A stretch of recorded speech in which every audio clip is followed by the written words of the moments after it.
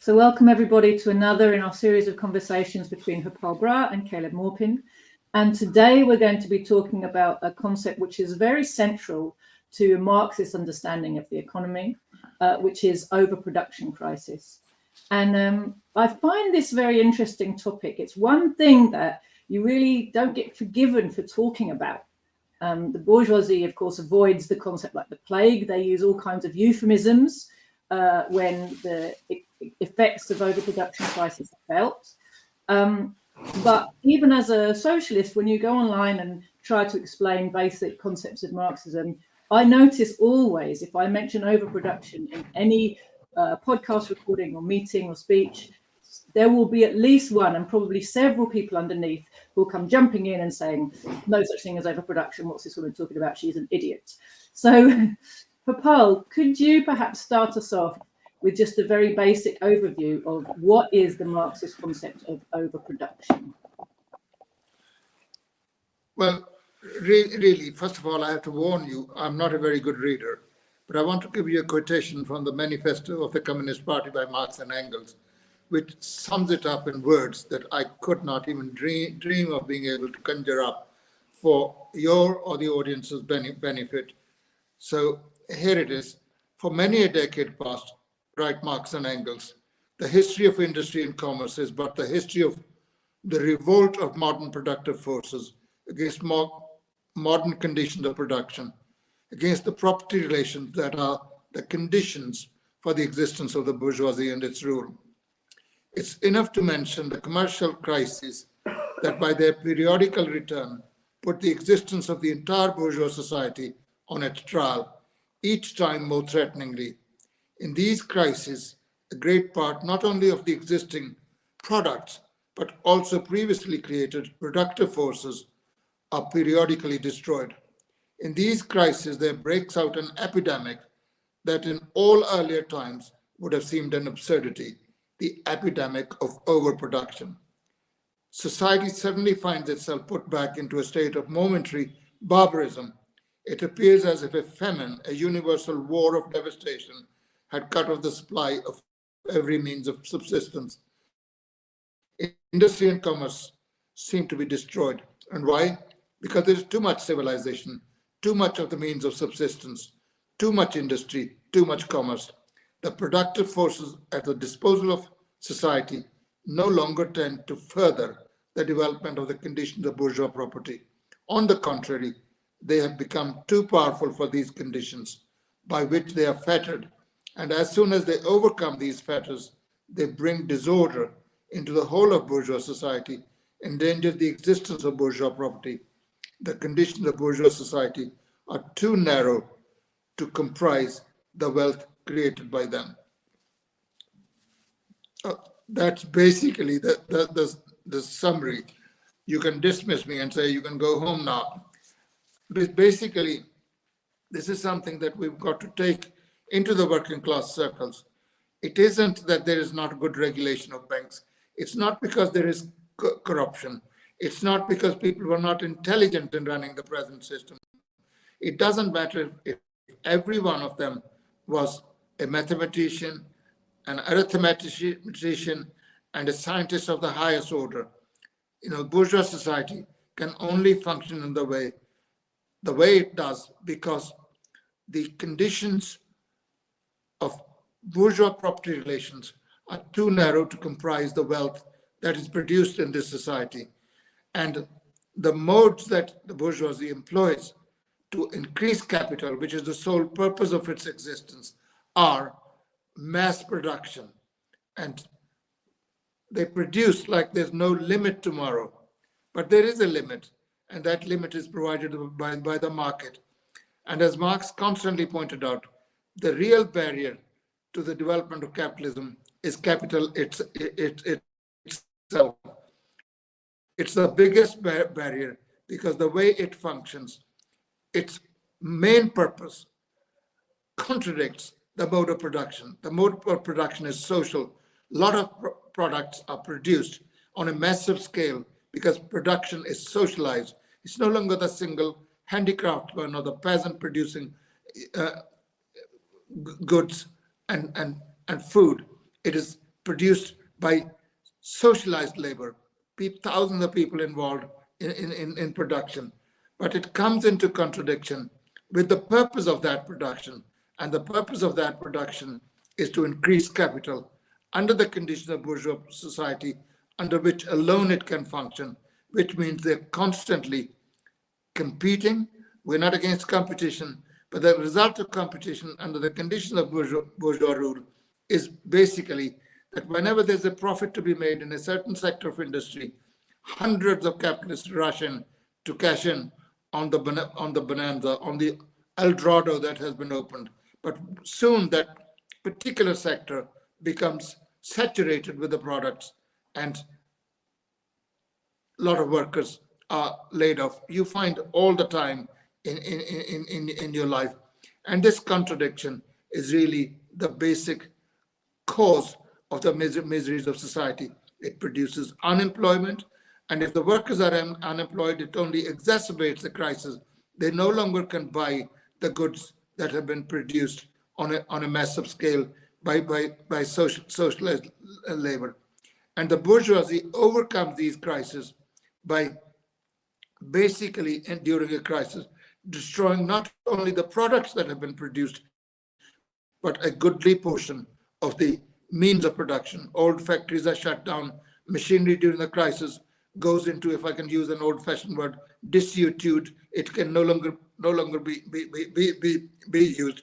And then, of course, they do it by suppressing the wages further, which of course does not help to overcome the crisis, or by extension of the market, which is to find new markets, which only create the conditions for the next crisis. And so it goes on, and has been the case ever since the first general crisis broke out in 1825. So we have had regular crisis of overproduction, and the result of which is, as Engels and Marx and Engels describe, as though there had been a devastating earthquake, or there has been a devastating famine, and the whole of bourgeois society is thrown into a state of barbarism.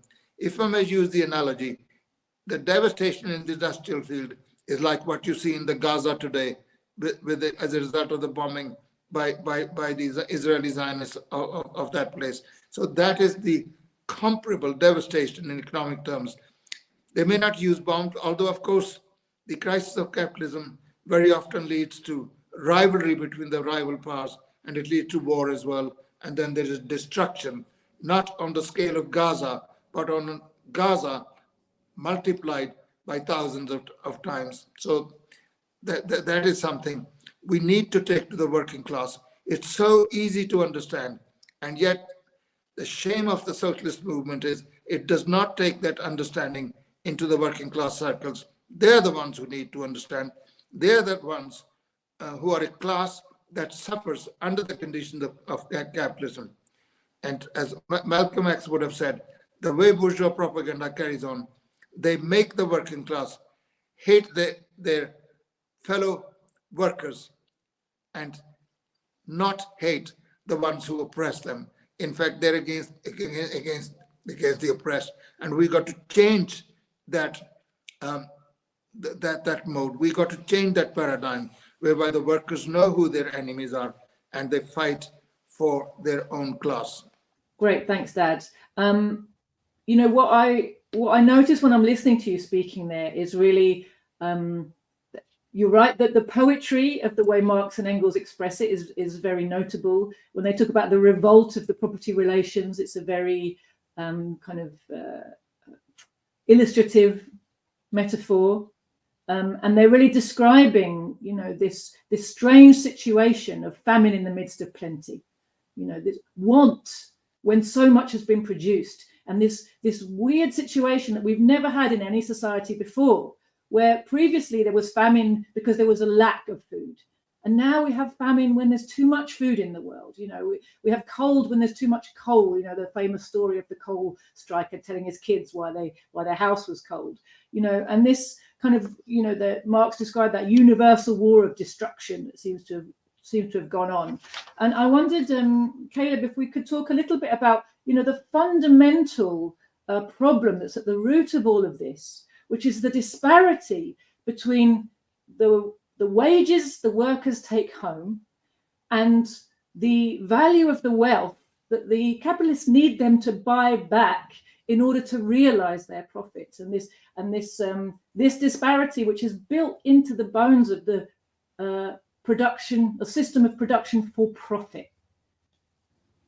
Right. Well, it's interesting because when you say overproduction, I've noticed to many people who think that they're familiar with Marxism, they immediately think of some kind of environmental critique about, consuming too much or producing too many products and wasting the natural resources of the environment. And that's not what the concept is at all. It's that the worker is not paid enough in wages to purchase the product that he produces. The worker is also the consumer, and that the wages paid out in the process of production are never enough to buy back the products that are produced. And this is a constant problem. And John Maynard Keynes talked about underconsumption, right? That was his whole thing. It wasn't overproduction, it was underconsumption. But he's pointing to the same problem, same underlying issue, which is the worker cannot buy back what he produces. And, and that the more efficient the technological advances become, the more easier it is to produce products, the sooner you have this problem. And that this is really the built-in problem of capitalism. And this was the root of all the great financial crises. I think, the Socialism, Utopian and Scientific by Frederick Engels talks about the first great crisis of overproduction being in 1825. And then them happening every 2 to 3 years. And, the Great Depression, everyone knew it was caused by abundance. And that this is the built-in problem of capitalism. And it's very, very important to talk about in our time because of artificial intelligence and because of all the labor-saving technology that has come through. If we're going to understand the crisis in the world today, we have to understand it in terms of overproduction. Absolutely. Thanks, Caleb. And I think there's something important there as well, isn't there, to understand? And maybe Harpal can talk to us a little bit about this in terms of how the capitalists in the early days, in the 1820s in Britain, how the capitalists were able to kind of escape their crises, what mechanisms they used, and what the problem is with any of these mechanisms today, now that capitalism is imperialism and capitalism is global. I wonder if you could talk to us a bit about that, Harpal. Well, before I do, I just want to make one point, which is very, very important. We have to reject the underconsumption theory. This is put forward as a counter to Marxism, that we are poor because there is underconsumption. There is not underconsumption. There was underconsumption for the masses under all exploitative societies. Workers underconsumed because there wasn't enough stuff to be had around, as you have pointed out earlier, Joti. But today, the workers underconsume in the midst of what Fourier called plethora, i.e. abundance. There's abundance of everything, and yet people go without it. And that is because the way the capitalist system works. It produces on a massive scale. It's able to produce like there is no tomorrow. But the purpose of capitalist production is to increase capital.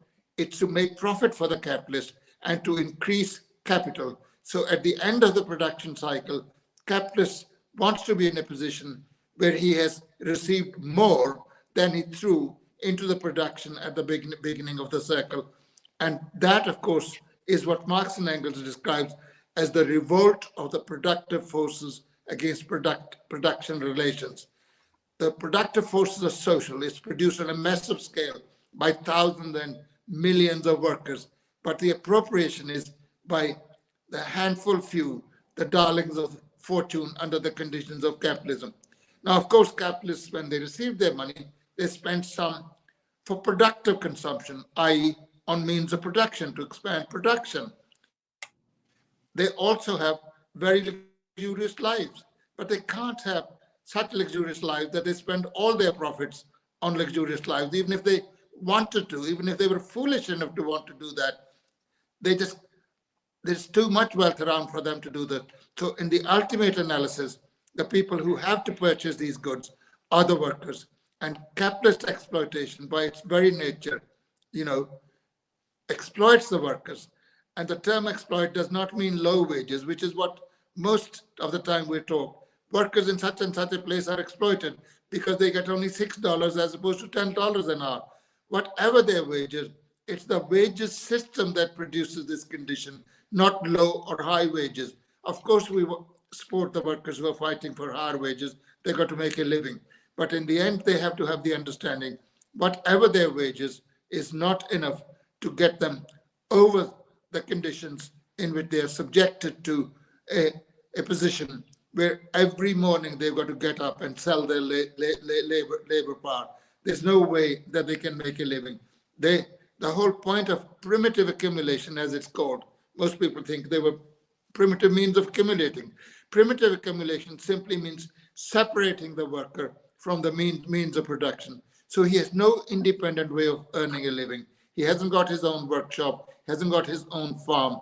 And if he didn't go to work, he would starve, his family would starve. So it's got to go there. And the other thing that we have to say is, as Caleb's rightly pointed out, there are some environmentalists who say we must discourage consumption. On the contrary, we want to free the productive relations from their capitalist integument, from their capitalist ownership, so that the relations of production are in harmony with the productive forces, and there is unlimited expansion of production and is able to satisfy the working people's demands. When we talk about overproduction, it doesn't mean there are too many goods that the workers don't want. No, there are plenty of goods that the workers want, but they can't have them. There is no way they can have them unless they have the desire and willingness to get these goods and back it up by their purchasing power, their purchasing ability. And when that is not there, there's no way they can buy. So the capitalists would rather destroy. It's well known in some countries, especially in your country, Caleb, where it was normal for a lot of food to be destroyed during periods of crisis. And of course, even if they don't destroy it, that become a bit unfashionable because people will see they're destroying it. Just goes rotten. It's not given away free of charge. We want productivity of labor. There are some backward socialists who also want to stop productivity of labor. On the contrary, productivity of labor, no matter how exploitative and how horrible it is under the conditions of capitalism, it oppresses workers, it makes them live miserable lives, unemployment, homelessness, destitution, starvation. But it actually lays the basis for a society in which there will be abundance. Because under conditions of capitalism, if you can produce goods in a much smaller period of time, you give the workers rest. There's no law that you must work 8. There's no law that says you must work 8, 10, 12, 14 hours. On the contrary, as the productivity of labor rises, it should be a liberating factor in liberating humanity from the drudge and toil of work under the conditions of capitalism into a society where you can work for producing goods that are essential for the entire community, for their needs, and also have time to play the piano, to go and swim, to do horse riding, to do all sorts of things, depending on what your liking is. And in the Soviet Union, people had varied, hobbies that in capitalist countries you can only dream of. People specialized in beekeeping in Siberia. The habits of breeding of the bees in Siberia, all sorts of things. Scientific inquiry was encouraged. And during the holidays, it was one of the most endearing and enduring sights to see thousands of kids at bus stations and railway stations queuing up to go on their summer holidays, where they would be kept by teachers and qualified specialists who would look after them for the 4 to 6 weeks of holiday they had. The kind of holiday that under conditions of capitalism only the very well-off can afford. So, Jyoti, have I answered your question, or was there something else? You went off on a thing about underconsumption as opposed to overproduction. What I was asking you about, it was very interesting though, that's fine. What I was asking you about was the ways in which the capitalists would manage to overcome the crisis in the early stages of capitalist development, as opposed to the situation we have now, which now that the market is global and the crisis therefore is global, and some of those mechanisms that they used to use are no longer possible to use. And I wondered if you could talk about that. Well, as far as I know, and this may be my complete ignorance, first of all, capital has always been global. It's not confined to one country. Very shortly, the markets get saturated. Capitalists have always traded with foreign countries. Even new markets, like when America was discovered, it was a tremendous boon for the capitalists to export their goods from Britain. Really, that was the workshop of the world. It was the only act in the town. It was the town itself, and that carries on after the initial conditions. But of course, the way they overcome in the olden days is exactly, in my view, the same, i.e., by destroying the old productive forces and by destroying the products of industry, making people unemployed, making people miserable, and they do the same. The only thing is that since the October Revolution, they cannot carry on in the old way. There is still some kind of a safety net to prevent workers from lying in the streets and dying of starvation, which happened in Marx and Engels' days. And it happened quite really right up to maybe even after the First World War. That in the imperialist countries, at least, does not take place. But if there's a special point that you're aware of, I'd love to be informed. No, well, maybe you can correct me then, because I had a kind of way of thinking about it, which was that one of the mechanisms that was able to be used certainly by the British for decades and decades was expanding the market into places around the world, getting tighter control of markets and monopolizing control of markets and finding ways to expand outwards beyond the borders of Britain to kind of kick themselves out of crisis mode. Whereas I'm sure I read a description by Stalin in the interwar period where he talked about crisis in the conditions of imperialist economics being essentially a permanent feature. Like there's not a kind of boom and bust cycle, there's a bust and bust cycle as far as the workers are concerned. So am I wrong about that? No, I don't think you're wrong about it. I mean, I can give you an example from the recent history of last, taking from 1997. I mean, the present crisis has been non-stop with interruptions of a couple of years, which they call recovery. And recovery is really doesn't last very long, lasts a couple of years. And on top of that, the recovery is on the basis of higher productivity of labor. So it doesn't actually get rid of unemployment. The number of people who lose their jobs in a crisis, hell of a lot of them don't get their jobs back. And if there are jobs, it won't be the same workers who have been butchered in the process.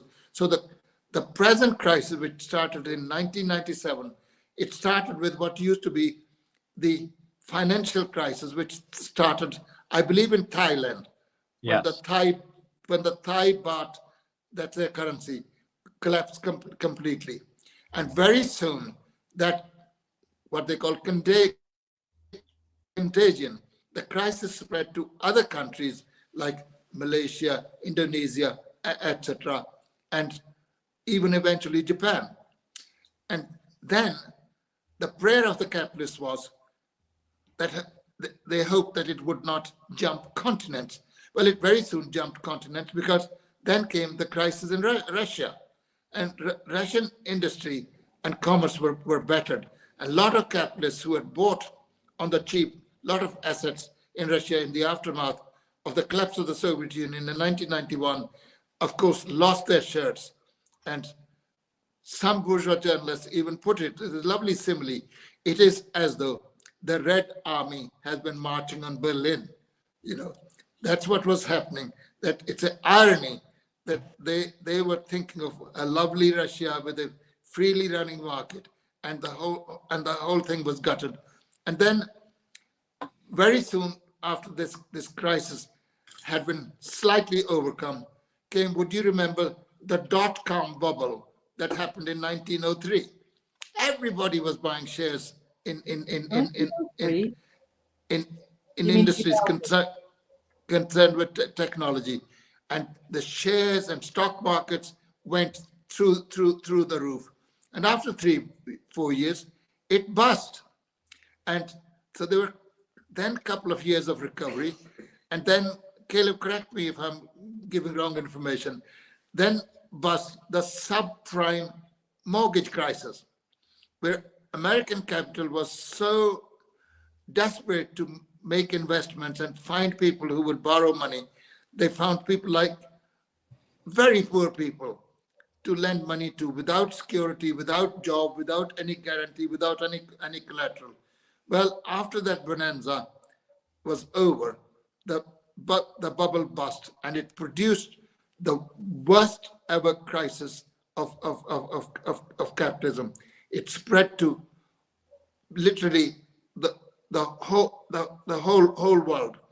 And of course, people who had borrowed money, working people every now and then get a chance to take their revenge. So when they couldn't pay the mortgage, they simply threw the keys away and left their homes. What's more, before going, they took a hammer and smashed the place up before leaving. And very often, of course, because the property prices were going, the collateral was there, they even borrowed money on the basis of having a collateral.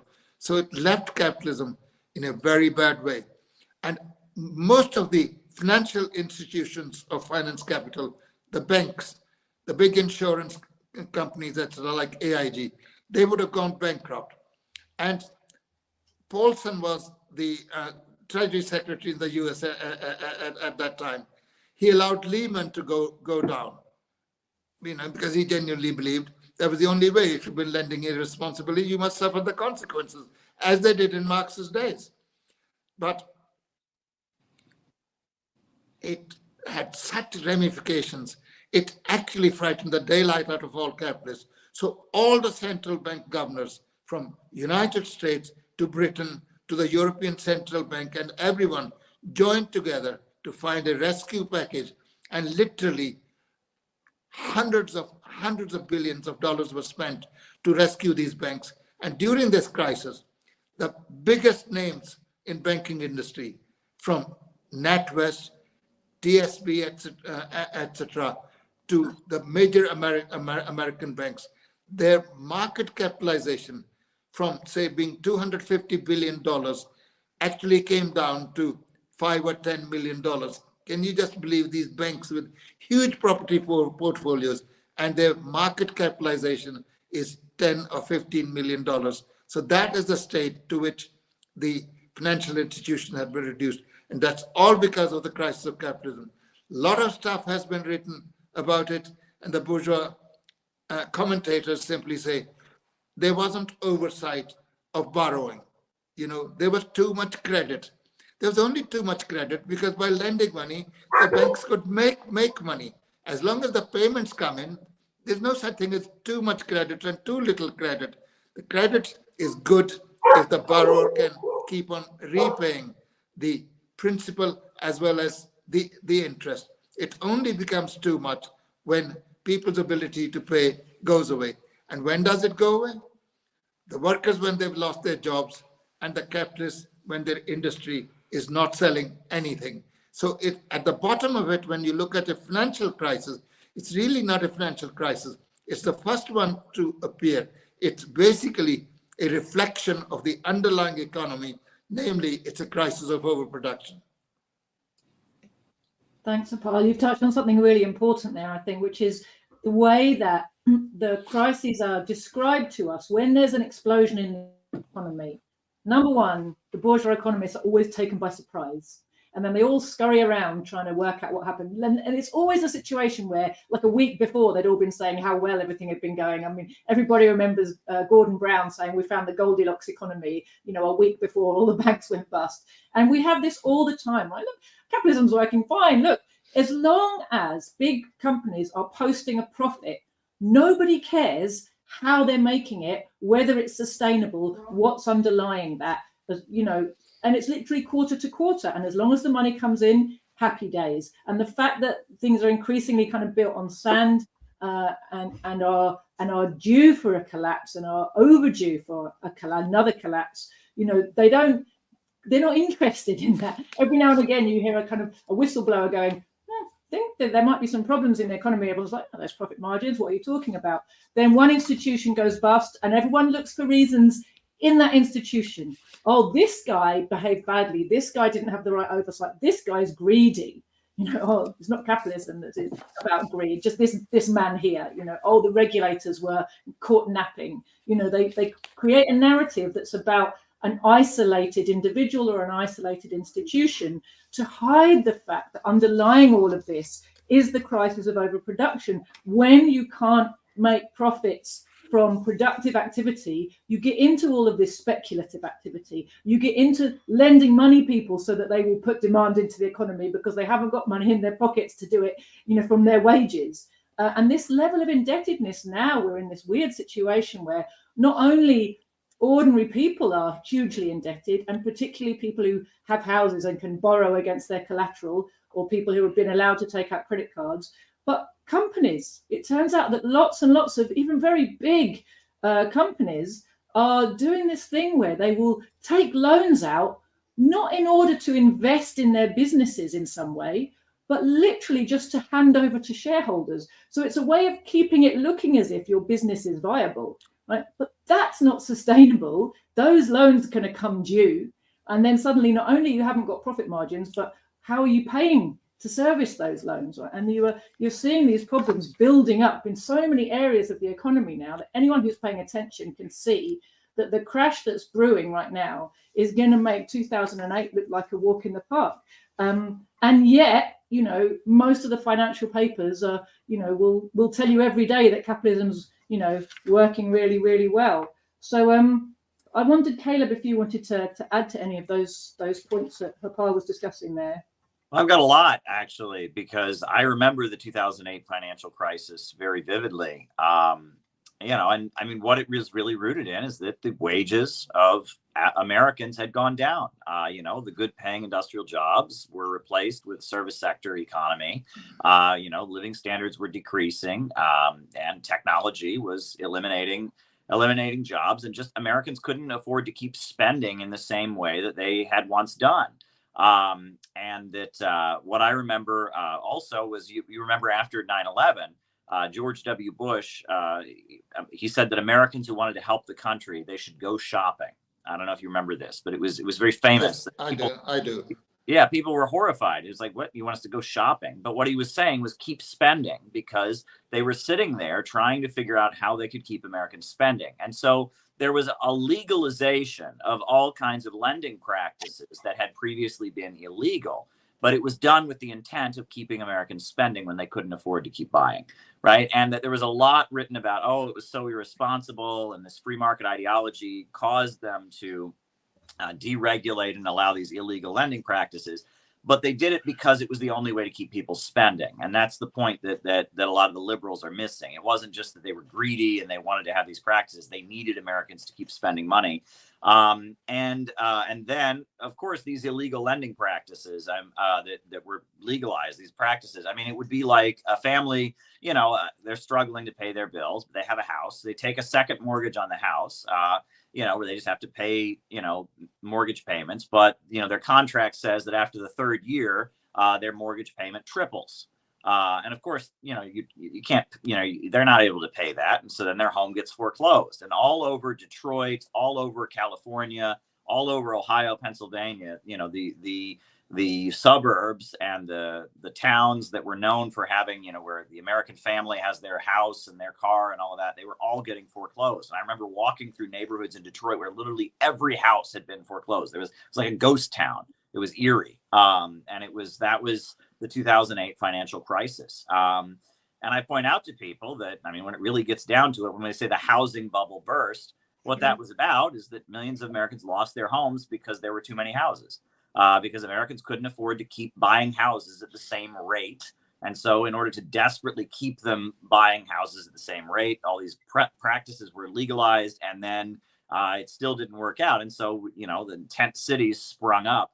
And, Joti, you probably saw that when you were in Oregon. I saw that in Portland as well, the number of Americans that are homeless. And now all over major cities in the United States, homeless encampments are everywhere, whether you go to Washington, D.C., you go to Chicago. And the police are always breaking them up because they're a bad look, right? It makes the property values go down. No one wants to see a big, bunch of tents where a bunch of homeless people live. But especially if you go to Los Angeles, they have the Skid Row area where just thousands and thousands and thousands and thousands of homeless people live in tents now. And this is a country with housing for everybody. I mean, there's massive housing, but there's massive homelessness at the same time. And it's not just ironic, it's the massive amount of houses that cause the homelessness. That's the capitalist system. The other thing that I would add is the Great Depression in the 1930s was a long-term capitalist crisis. It resulted from the great innovations in assembly line production that Henry Ford and others, and Taylorism, and there were all these breakthroughs in how to produce products more efficiently. They had the Roaring 20s. And during the Roaring 20s, the slogan that was everywhere, the bourgeoisie was using, is they said, Ford has defeated Marx, or Ford has overtaken Marx. And that was their slogan, that Henry Ford had figured out this very efficient way of doing capitalism. He paid his workers, certain wages, and he regulated their lives in certain ways. And so Fordism has defeated Marxism. Well, then the Great Depression happened, and everyone saw that, no, Ford had not defeated Marx. But the Great Depression was not resolved until you had the Second World War. And the Second World War was every major city in the modern world, except, in the United States, but every major city in Europe being destroyed, Japan being completely destroyed. It was mass destruction on such a colossal scale that it was able to reboot the global economy. And then after World War II, because there had been so much destruction everywhere, right? And so millions of people have been killed and so much destruction had gone on, then we have the post-World War II economic expansion, which is remembered as the greatest episode of economic growth in human history. But that was also because the socialist bloc was rebuilding, right? And the developing, countries that were, Eastern Europe was joining, and eventually China and North Korea, and you had the reconstruction in the socialist bloc where the consumption they needed supplies, they needed steel and all of that. And so many countries that had become socialist countries were purchasing goods. And that, from about the late 1940s until early 1970s, you did have a huge explosion of economic growth. But that growth was caused by the mass destruction that came with the Second World War. That was the only way they were able to reboot their system, was with that mass destruction. And then on top of that, it was socialism that was a huge, huge factor. One thing that infuriates me, and we get this a lot, especially when you talk about economics in the United States, is that it's just, it's almost, liberals don't know anything about economics. They want to talk more about, LGBT and women's rights and things like that. It's conservatives who think they're experts on economics. And their argument is, well, America's a socialist country. America's a communist country. We don't really have real capitalism. If we just had real capitalism, everything would be fine, right? That's their argument. And we get this junk economics that's pushed. It's like everywhere, and the academic economists tend to be more Keynesian, but your average person who thinks they know about economics believes this free market nonsense. Well, we can point out to them that the greatest economic expansion in human history, right, that post-World War II economic expansion, that was one, it was communist governments, right, rebuilding and all of that. It was also the era of social democracy and the welfare state in Europe, right? I mean, that was because they saw the threat of communist revolution and all of that. And so that's when you got your National Health Service in Britain. That's when, guaranteed employment in France and places like that, where these capitalist governments are just doing everything to appease the population to prevent a communist revolution.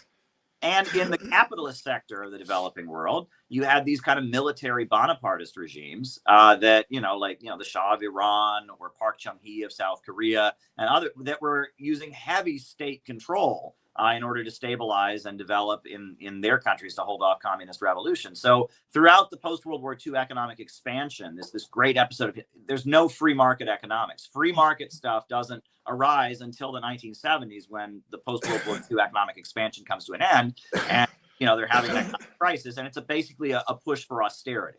Right? Well, they say the justification for getting rid of the welfare state is, oh, well, we need to have real capitalism. If we get rid of the minimum wage, everyone will have a job. Well, that's not true. That's just something that they made up because they want to get rid of the minimum wage, right? And that libertarian Austrian school economics, Milton Friedman and the Chicago School of Economics, this is all just propaganda invented to justify austerity, because the capitalists need to make more profits from the workers. They want to drive the wages down. I think that's a really important thing for people to understand.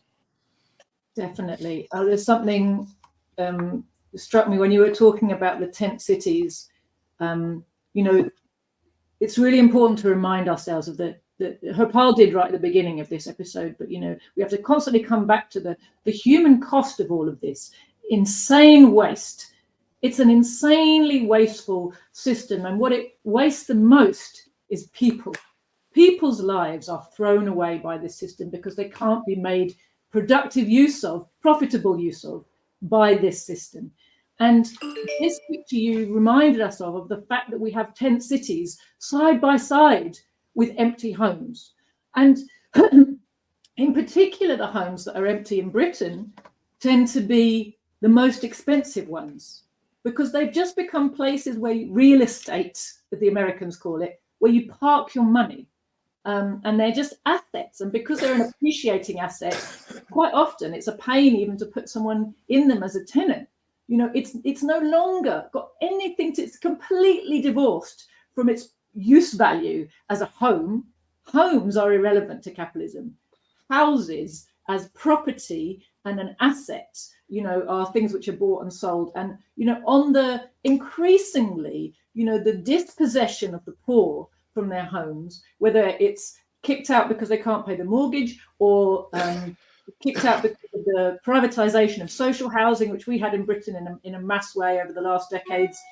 Increasingly, you find that when workers are dispossessed of those homes, they're bought up in the last resort. You might feel like, oh, I sold my house to an individual person. But over time, what's happening is more and more land, more and more houses end up in the hands of giant property portfolio managers. They're being bought by hedge funds. There's a development being built just very close to me. And recently, there was a noticeable switch from workers buying the houses there, aspirational workers killing themselves to get a really high mortgage for a really shit house. Suddenly, mortgage rates have jumped up recently, along with the cost of living. Far fewer people able to afford a first-time or even a house move mortgage. The remaining houses that are still being built are all being bought by hedge funds who are going to run them as social housing. What a joke. So they're going on to property portfolios. And this is something that people, also don't, it's kind of invisible, going on behind the scenes, this kind of concentration of the wealth of people into the fewer and fewer hands, again, on somebody's property portfolio. And the fact that people need homes and there are empty houses, this is exactly, this is what capitalism is. Engels wrote a lovely pamphlet called The Housing Question in the mid-19th century. And if you read it today, it describes the situation. And he explains why you can't solve the housing question inside the conditions of capitalism. And it's a really useful read for anybody. Harpal, was there something you wanted to come back on before another point? I do. There are 2-3 points that I'd like to make. First of all, there's undoubtedly unprecedented prosperity as far as working people are concerned following the end of the Second World War. 20-30 years were a period of literally kind of prosperity that the working class had never ever experienced. But that is not just because the socialist countries were in existence, which is absolutely true. Even more important is the fact that 50 million people were slaughtered in the Second World War to decide whether Germany and her allies, or Britain and her allies, would come out on top in the world of domination and property. Now, if the working class wants to pay that price every 20, 30 years, losing 30 to 50 million people, probably you can have that kind of prosperity forever from time to time. That's very important to say. And to confront working people, are you prepared to sacrifice your families, your sons and daughters and relatives for the sake of that kind of temporary prosperity? Secondly, capitalism does not give a damn about production. It's about making a profit and making money. It doesn't matter how it does. Producing underwear, producing women's clothing is as legitimate as producing armaments and merchandise of death. It'll go wherever it can. And war is not an aberration. It does not contradict the fundamentals of private property. On the contrary, it is actually the real application in real life of private property. And war, of course, is as much a means of destroying wealth as it is for some capitalists to make a lot of money. And they will do. Sometimes they risk their lives to make it. Like Germany, for example, and Japan came out of it very badly. German state was smashed. It did not come out as a united state. There was the GDR for a number of decades. And thirdly, when times are good, capitalists don't really think of crisis. It was only a few days before the worst crisis at that time, the Great Depression of 29, as Caleb rightly said, which lasted up to the end of the Second World War. President Hoover was saying, we had never seen such prosperity, and we can look forward to it. A few days later, there was a busting of the stock exchange in America with all its ramifications. And capitalists then did not go into five-star hotels to have a good time. They went there to jump from the 14th floor to their deaths. And it was quite common for the clerks at the booking desk to ask, sir, do you want to spend the night or you simply want to book it for jumping? If you don't believe me, you can read the economic books of that time. That's what they were doing. They were jumping to their deaths because they had to pay debts which they could not repay, or they were involved in some kind of fraud, and for a change they might be prosecuted. So they were killing themselves. And in the last 30 years, the wages of workers in all the capitalist countries, but especially in America and Britain, have been stagnant, while the wealth of the monopoly capitalists has been increasing exponentially. And this is because in the rush to make money, the capitalists of the imperialist countries have transferred productive facilities through export of capital to relatively poor countries. And China was one of the biggest beneficiaries of that. So a lot of industrial production has shifted to China, only to find 30 years later, we were not really thinking very hard then, were we? Because the Chinese are now big competitors. And how can we deal with China? We have to stop selling them, semiconductors, we got to stop selling them technology, etc. But China has reached a stage where actually, if it puts its efforts into it, it can produce all the technology. But what the capitalists have done is, in the thirst for money, they've created a competitor. Now they're trying, I don't think they will succeed, but they're trying to shift production to countries like Vietnam and India. But supposing they succeed in India, what do you think the Indian bourgeoisie will do? It will not prove very amenable. Once they become powerful, they would, of course, want to compete. And the Americans would find they're in difficulty. And when people say, we should friendshow, we should bring production back home, well, it's not going to take place. The whole point of export of capital, is to make money. And if you can't if you can't make money at home, so how are you gonna reshore the industry? Because if the industry was to be reshored, American workers will expect far higher wages than the wages that are paid to workers in countries like China, India, etc. They would be uncompetitive. They would not be able to sell. Sorry, carry on, because I'm having trouble with my throat.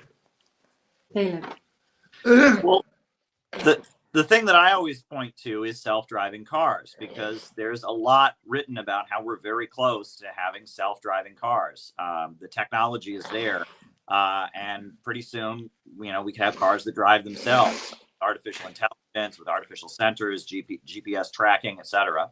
And that would be a great thing in a society. In a socialist society, self-driving cars would be great, because all this labor of driving, Uber drivers and truck drivers and traffic courts and, state highway patrolmen, all of that would be no longer necessary, and human labor would be, productively spent elsewhere. But in a rational society, and, Andrew Yang, the politician in the United States, he was famous for pointing out that if we had self-driving cars in the United States, there would be riots in the streets. There would be mass hunger. There'd be millions and millions of people out of work, and it would lead to desperation and poverty.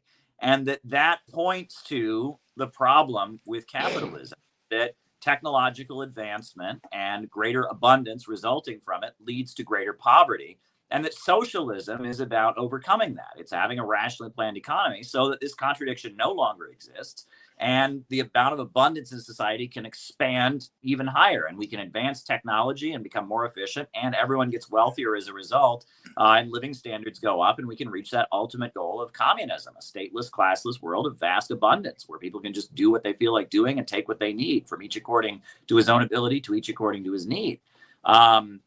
And that is really what socialism is all about. Socialism is about freeing the productive forces from the artificial restraints of capitalism.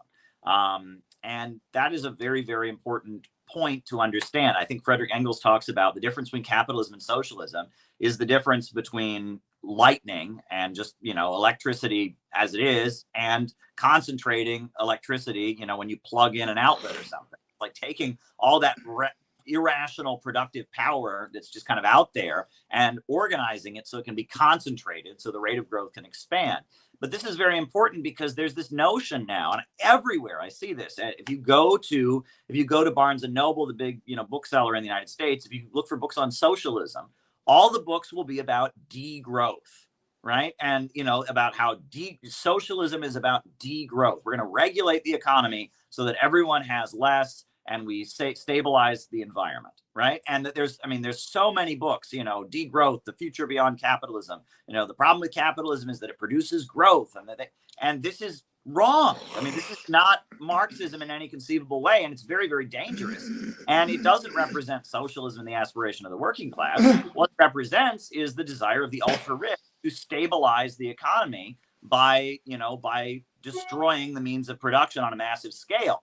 And if you read Harpal Brar, his great book, Fascism and Social Revolution, that's the basis of fascist economics, right? Is destroying the productive forces, driving down living standards, reducing consumption in order to stabilize capitalism. Like, that's the basis of fascist economics. And that's very, very dangerous. And that, the idea that socialism is we're going to have the government force everyone to be poorer. We're going to have that is such a dangerous conception. And that's what social democracy has really turned into. Stalin talked about social democracy being the face of fascism.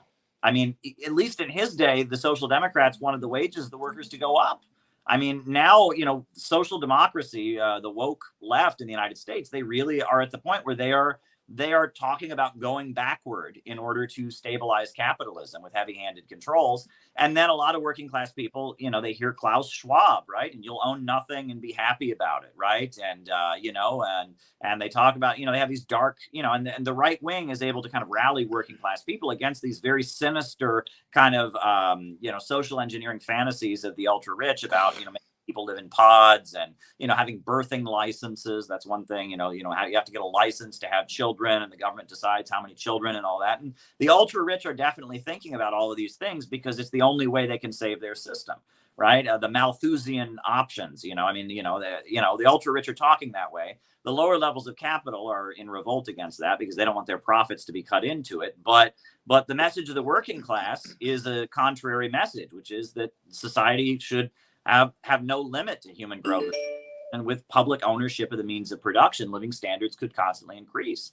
And it's worth pointing out that the computer revolution is the basis of the crisis of overproduction that we're living in right now. And the computer revolution, it's largely the result of the fact that during the Second World War, in Britain you had Alan Turing and his decoder machine, and that there was a huge amount of investment during the Second World War by the state in computer technology. But then after the Second World War, and especially starting in the 1970s, the U.S. imperialists realized that this was something they could beat the Soviet Union on, because the Soviet Union did not have the ability, they did not have the same amount of money to invest. And the Soviet Union, in about 1980, they had their own home computer system that they developed. It was a modern home computer system, but they didn't have the ability to produce it on a mass scale because they were surrounded and barricaded. And there's a NATO treaty that forbid any high technology going to any Eastern Bloc country. I believe it's the Multilateral Treaty on Technological Controls, something like that. And they prevented, and so the Soviet Union was forced to develop all the computer technology that they made on their own. But they still had great achievements. I mean, they invented space travel. They were able to have breakthroughs in computer, but they couldn't, carry them out on the mass scale. And that it was the government, it was the capitalist government in the West that very much pushed the computer revolution, that it was a strategic decision by the intelligence agencies. The market wasn't going to do it. Google, Amazon, Microsoft, Apple, all of these companies were created by loans specifically given by the intelligence agencies, the National Security Agency, the CIA, the FBI, et cetera. They strategically said, we can beat the Soviets with control of information technology. And so they started, making it happen, forcefully. It wasn't the market that naturally did it. And then the computer revolution led to the crisis that we're now in. It led to, this mass crisis. And now with artificial intelligence, I mean, there's so many examples of technological breakthroughs that have led to mass unemployment. I talk about book binderies. It used to be thousands of people had jobs binding books in these factories that made books. And, people talk about if you wanted to print a book, 10, 15 years ago, 25 years ago, maybe, if you wanted to print a book, you had to print 5,000 copies of it or it wasn't cost effective, because there would be no point in doing it. Well, now we have print on demand. A book can be pushed by one person pushing a button. A whole machine makes the whole thing by itself, right? And so all these workers that used to work in these book binderies, that's not a thing anymore, right? Print on demand. You have a machine, you push a button and a book comes out. There's many examples. Short order cooks, right? It used to be short order cooks that was a good paying job a lot of working class people could get. That if you had a little restaurant, you needed what they called a short order cook. You don't have that anymore. Most food is produced almost like a little factory. If you look at fast food, the way they produce food, it's almost like they have a factory that's making you hamburgers or whatever. There's many, many examples of technological breakthroughs, and especially breakthroughs involving artificial intelligence and the computer revolution leading to more unemployment. And that's not rational. And socialism is about overcoming that so that we can have a huge amount of vast abundance and get to that ultimate stage of communism. That's Marxism. And the degrowth stuff, that's very, very dangerous. And that is the economics of fascism. And it's being spoken of in the name of socialism. And a lot of working class people don't like socialism because they think that's what it is. They think socialism is we're going to make everyone live in a pod and own nothing and be happy about it in order to make sure that Klaus Schwab and the big bankers can stay at the top. And that's not socialism at all. That's fascism. Absolutely. There is this very weird and insidious and what's the word I'm looking for? It's everywhere, right? All-encompassing kind of takeover of terminology. And that's, of course, not an accident.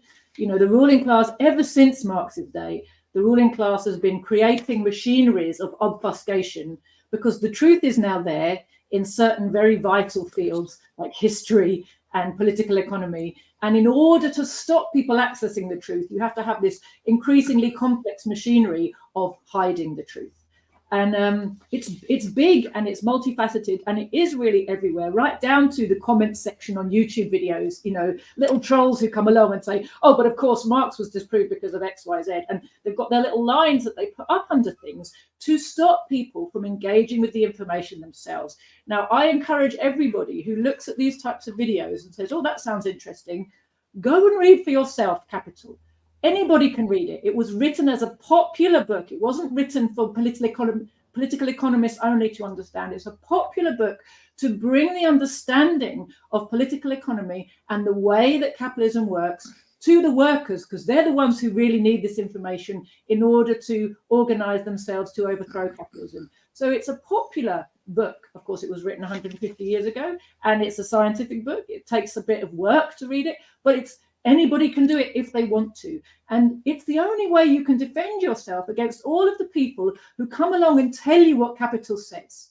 And they tell you what it doesn't say. Or they say, oh, well, young Marx contradicts later Marx. Or they say, I've had this one recently. And Harpal, maybe you can help me out here, right? Because in my recollection, this is pure nonsense. And it must just be another one of those kind of trolling activities of some people on the internet.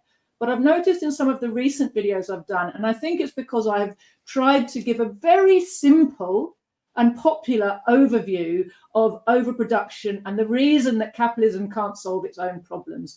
And underneath, I'm starting to see comments along the lines that, oh, the problem with this woman is she hasn't read Capital Volumes 2 and 3. Well, actually, I have, but I mean, it's true, I haven't read them yesterday, but I have read them. And I don't think that they say what these comments say, but the comments kind of say, well, in those, Marx talks about all the things that basically negate what she's saying, and he contradicts what he said in Capital Volume 1, and, you know, that's why you have to read Volumes 2 and 3. And I feel like this type of trolling, again, it's there so that, oh, the people who've read Capital Volume 1 go, oh, really? Marx contradicted it later? Oh, I didn't know that. And start to have kind of doubt. You know, now, Harpal, I'm sure you're more familiar with Capital Volume 2 and 3 than I am. Do you remember there being anything in there that contradicts our understanding of overproduction? Absolutely nothing. I mean, what Volume 2 and 3 do in a very, very erudite fashion, as you would expect from somebody like Marx. Volume 2 deals with the total circulation of capital, how commodity production takes place, how there are two departments of production, the department that produces the means of production and the department that produces the means of consumption, and how that there has to be balance between the two for the economy not to get into a tangle with itself. And that can be done, but it can only be done with planned production. It cannot be done on the basis of the market.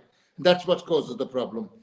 Now, people have to go and read. I mean, they're at least telling you that you haven't read Volume 2 and 3. That is a lie, and I take your word for it. But they go further than that. In the Soviet Union, people were discouraged to read Volume 2 and 3. Well, what is the proof for that? Absolutely none. You can see Stalin's own writings, Lenin's own writings. They're littered with references to Volume 2 and 3. And what Volume 3 does is it solves a problem which wasn't solved when Volume 1 was written. And it was only because Marx was writing 3 volumes, and he knew what the plan was. And the problem that is solved in Volume 3, which wasn't solved in Volume 1, is the fact that Marx quite rightly says all value is produced by human labor. That is the source of production. There's of value. That is the source of profit. Well, if that is the case, then industries which employ more workers should be more profitable than industries which employ fewer workers. Well, what Marx is saying is you have to take the capitalist economy as a whole, and this particular problem is solved on the basis that when there is glut in one industry, people will rush to produce in another industry. If industries that employ more laborers, more workmen, then industries that don't are making a lot of money. Hundreds and thousands of capitalists will flock to that industry. And very soon it'll be glutted with whatever they are producing. And that will become unprofitable and they go for some other industry. So it levels out. Although it's quite right that human labor is the sole source of profit and of value, but in the market conditions, it is done on the basis of influx and efflux of capital from one industry to other, or from one industry into another. And that's how the problem is solved. That's what, apart from dealing with the question of land and land rental, that's what volume 3 does. There's no contradiction between volume 1 and 3. Volume 3 was part of the entire scheme of Marx. Their publication may have been separated by 20 years. That's no fault of Marx. Marx died, and it was left to Engels to do that. And he produced all the 3 volumes, and including the material that he had left in criticism of political economy and of other writers, that was left to Kautsky to do it. That is the 4th volume of Capital. So people who say that, they're just literally talking nonsense. There's no basis for it. But what the point that we have to set, as Engels said in his inimitable style, the contradiction between the productive forces and the relation to production is not like the contradiction between the original sin and divine justice that exists in the mind of man. No, it's a real contradiction which exists outside of the control of individuals. And that is the contradiction that we have got to bring to the notice of the working class and actually arm them with the science that will help them get rid of capitalism. That is something, the understanding of that is the thought, as Engels said, of theoretical socialism.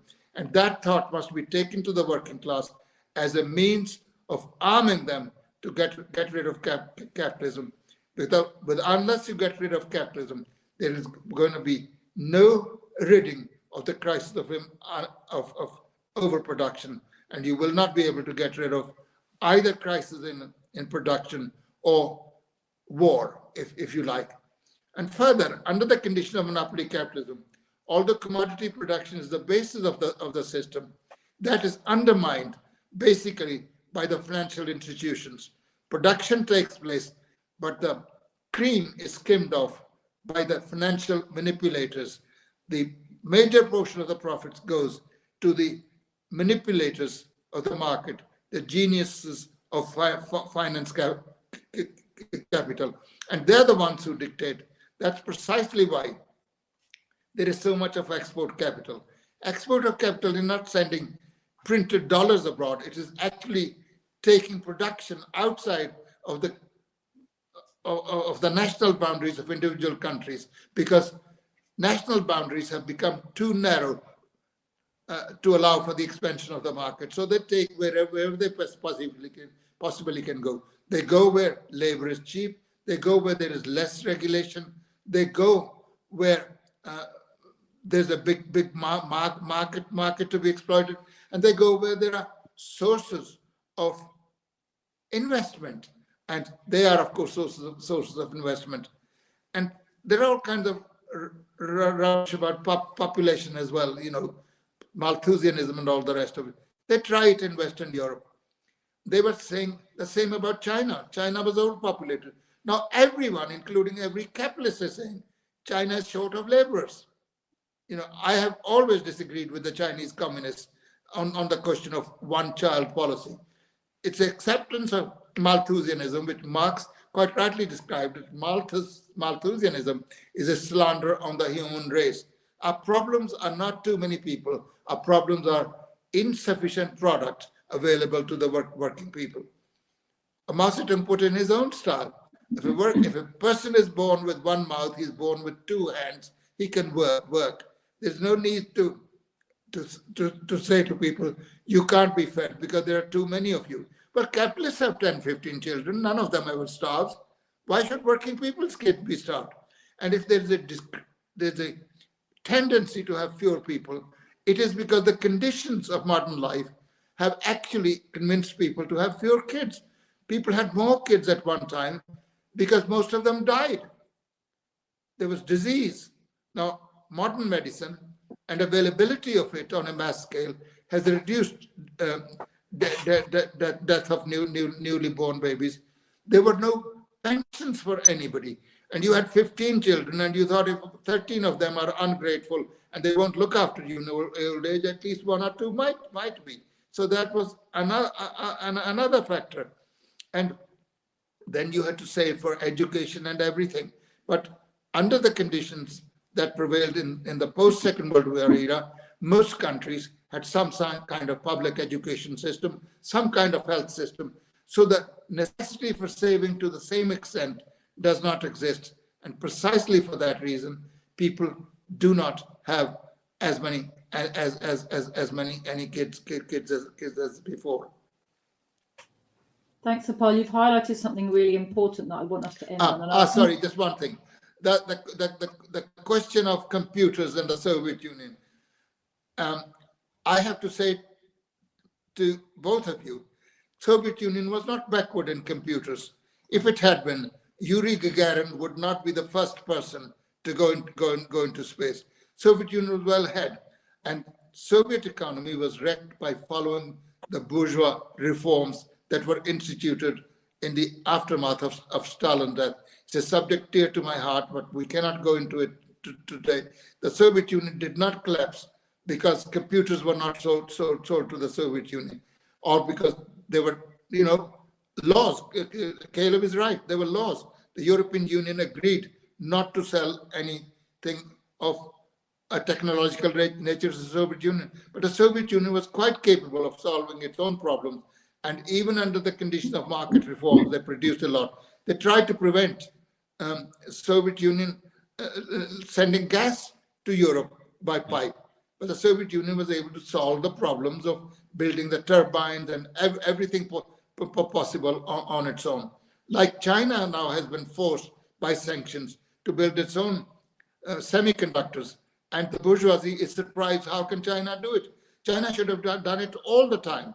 But under market reforms, they were saying, well, it's okay, we can buy them. They were spending $300 billion a year buying chips from various American corporations.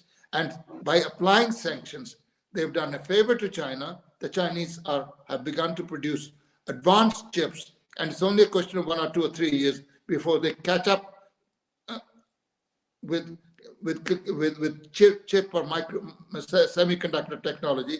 And of course, in the process, they've destroyed the market that the American monopolies had of selling chips on such a large scale to China, and they'll be very sorry.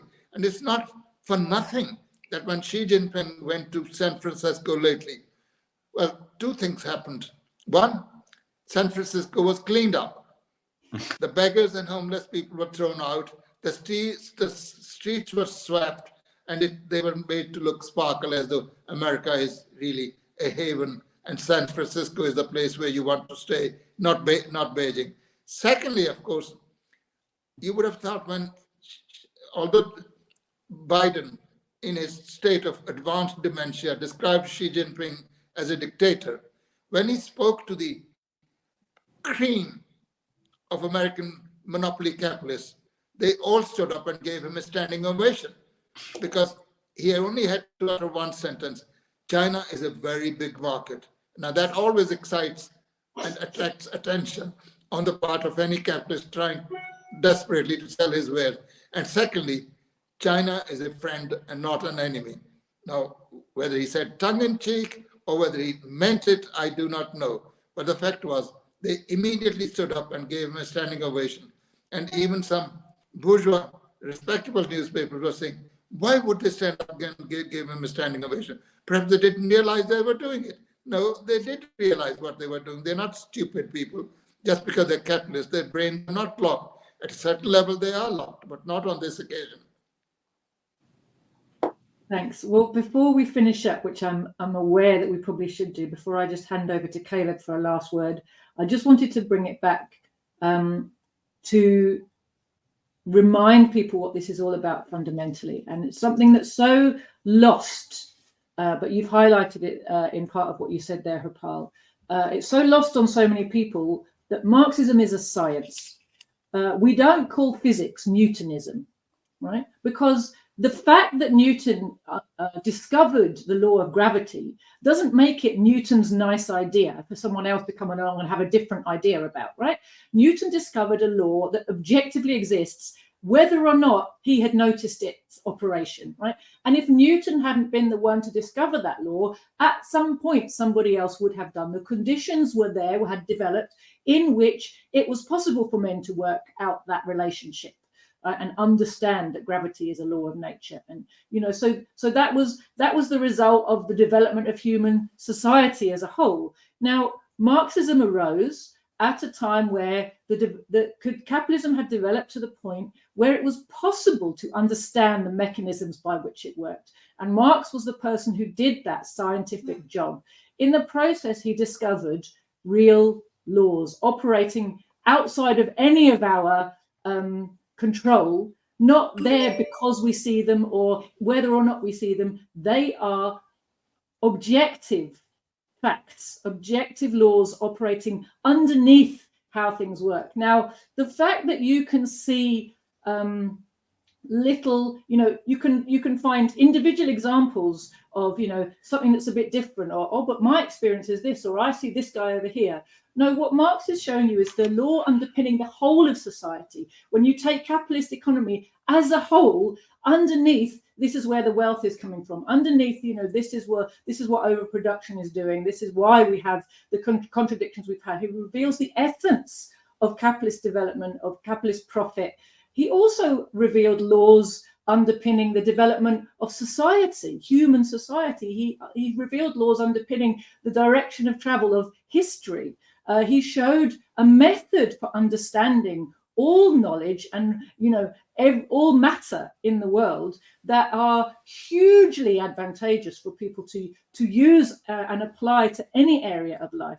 And of course, because what he discovered shows us not only how the contradictions come about within our society, but how is they going to be resolved? And because that resolution means removing the capitalist class from its position as the usurper of society's wealth, the capitalists have ever since been engaged in this huge exercise in hiding these truths, hiding this scientific advance, which could free humanity to do all kinds of amazing things and to have a really excellent life in the process.